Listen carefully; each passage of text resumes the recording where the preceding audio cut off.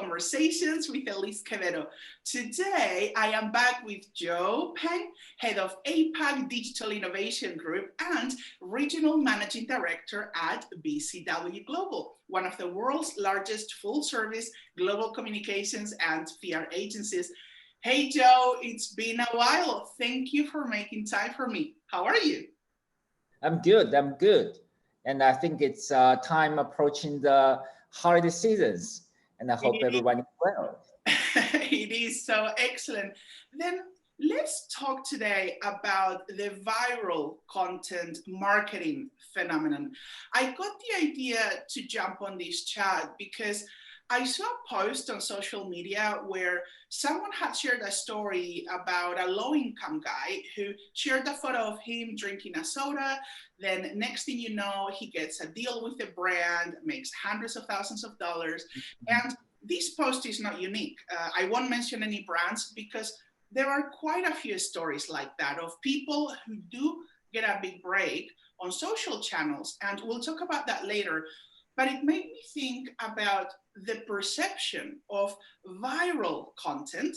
And I thought, who can I have a quick chat with about this topic? And of course, we spoke about influencer marketing and PR a few months ago. So I knew that you were the perfect person as you have a lot of knowledge on this as part of your work at BCW. So Joe, I just have a couple of questions today. But first of all, and to clarify, what is considered viral marketing for those that are not familiar with this term? Sure. So technically speaking, viral marketing is a sales and marketing technique that involves organic and word of mouth information about a product or service. But the most important thing, that will be spreading at a ever increasing rate.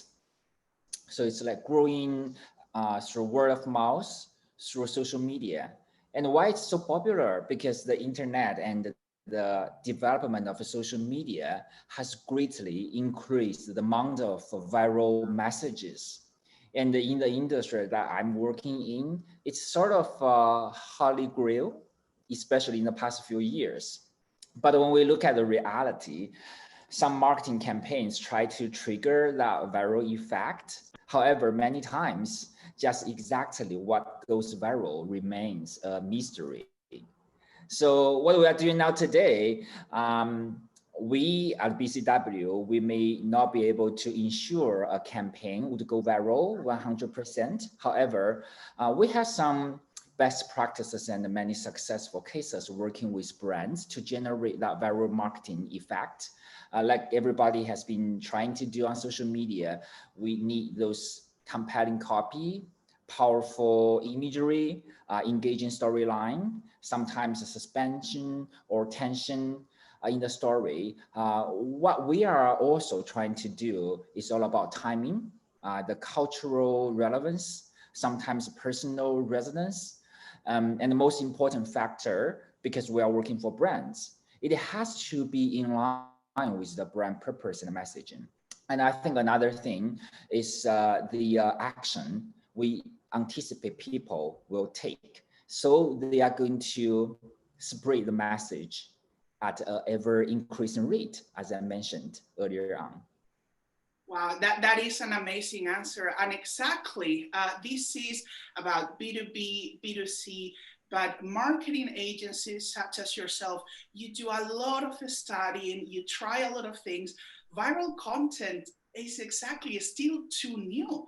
We still don't always know why sometimes something works and sometimes it doesn't. So now to my main question today, because of course, as I've just mentioned and you've explained, there is a difference from B2B and B2C marketing, as we know. So today, I'm talking now for this question about the B2C market, as that is where this phenomenon is truly occurring.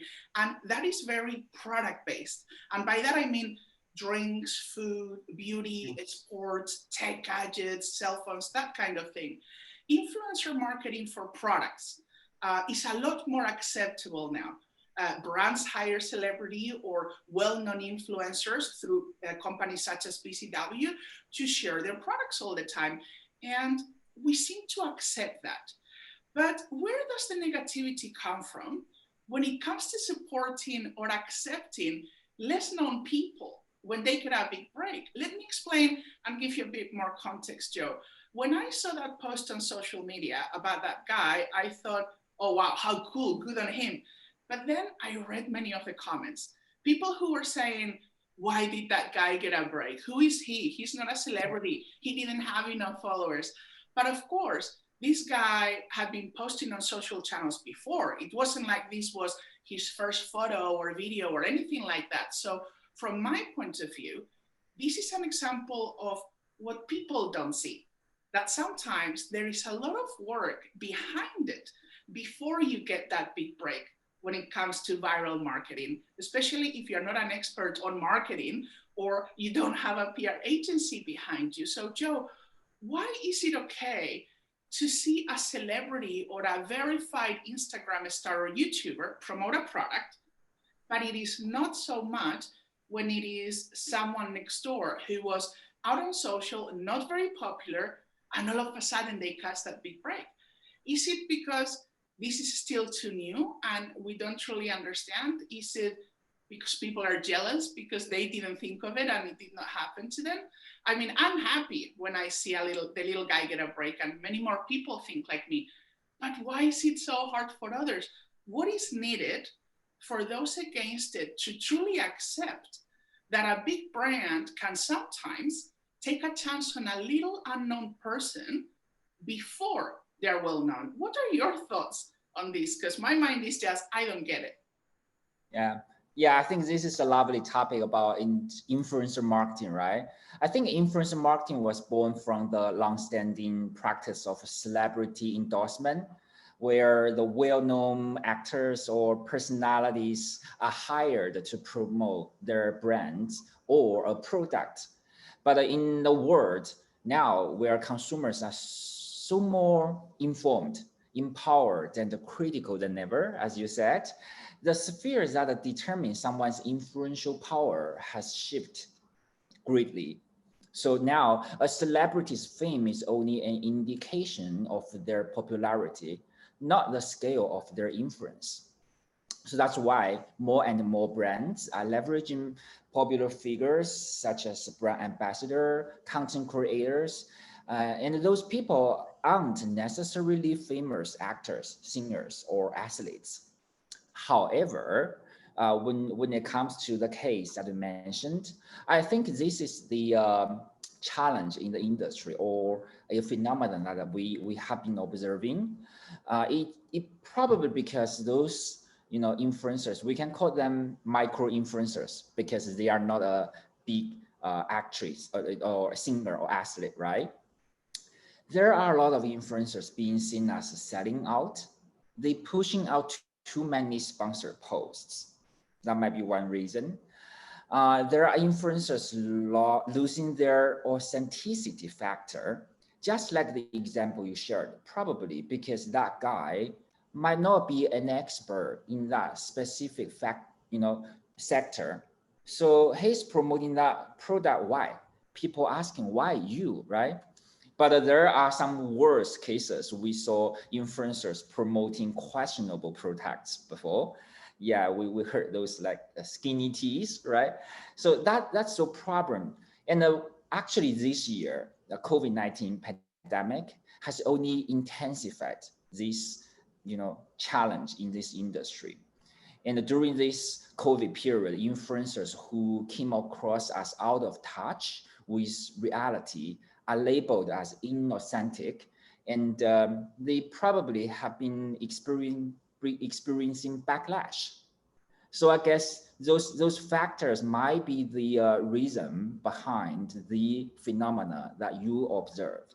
I love what you mentioned, and you touched that word that both you and I love so much, which is authenticity. Yeah, We yeah, are being bombarded by people who, because they are so money driven, and again, there's nothing wrong with that as well. That is actually okay to be money driven only, but they will promote just anything. There is mm, no consistency to what they're promoting just because they're a celebrity.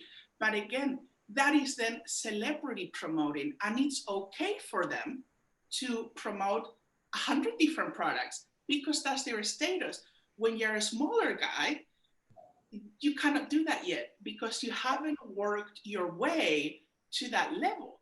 And I think maybe it comes down then to education, Joe. We talk about this sometimes, which is the market or people don't understand that the word influencer or having influence on others, it also has a journey. It's a little bit like getting a course or certified. You start with one thing, you get good, then you can add another thing, then another, then another. And sometimes, just like that post, as I said, there are many like that. Sometimes you keep trying things and then boom, eventually maybe I don't know, maybe he spent 2 years posting on social and then he got the big break. Nobody sometimes understands the behind the scenes, but I'm very thankful that you mentioned authenticity, because this is what I would love for people to understand. See why you're doing it. Do research on what influencer marketing is.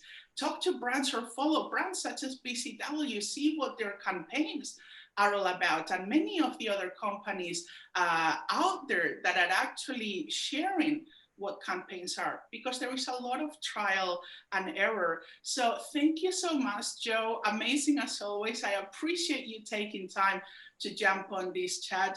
Ladies and gentlemen, bottom line, we should be more accepting of other people's success instead of putting them down. This is Elise Quevedo. Until next time, thank you, Joe. Thank you, Elise.